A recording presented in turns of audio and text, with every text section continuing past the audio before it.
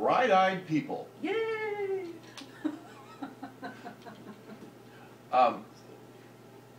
I guess there's different definitions of what we could use of a bright-eyed person, but you know them when you see them. Yeah.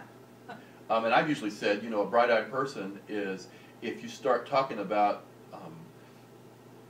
a vision of what could be, they light up to the possibilities. They light up to possibilities. And I've never seen a transformation of a church. I've never seen any significant movement go anywhere without bright-eyed people. Right. Well, I think there's several different ways to use the bright-eyed people, and one is to help speak a positive message into the rest of the congregation.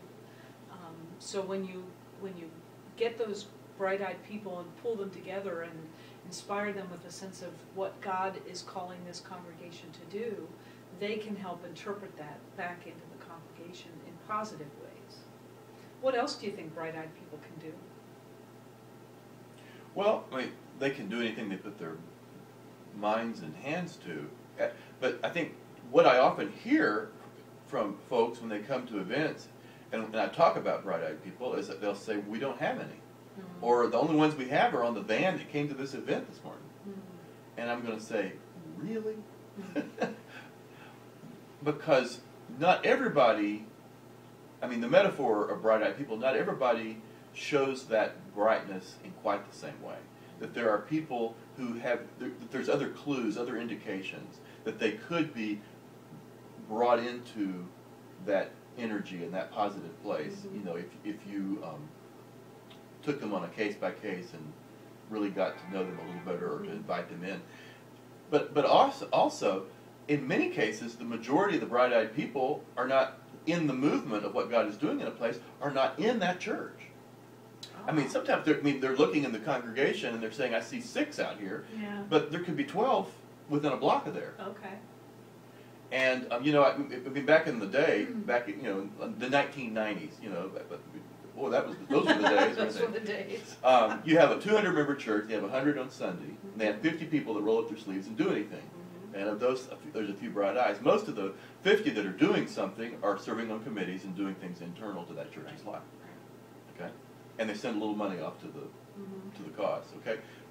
In the 21st century, that seems to me to be inverting to where we now have the 200 people who are involved in mission who have bright eyes because they're making a difference in the community. Right. 100 of them show up in worship, and 50 of them are members. Right.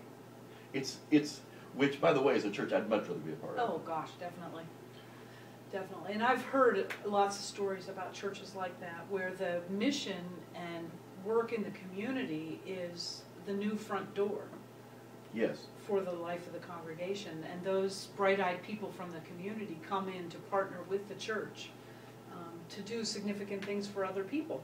There was a UCC church in Michigan I worked with, and this woman, she said, I could never invite anyone to church. I could never invite anyone to church. But then she said, but they had this mission project, and they had this way of keeping space on their mission project for people outside the church. Okay. And everybody that got a part of her mission team joined the church.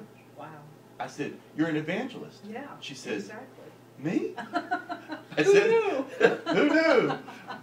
But it was a movement of bright-eyed people. Yeah. They were getting excited about blessing the lives of others. Right. She couldn't get excited about inviting someone to church, but she could get excited about blessing other people. Yeah. That's awesome. It is. Yeah. And it was definitely, that collection of bright-eyed people was what was growing that church and what was transforming it. Definitely.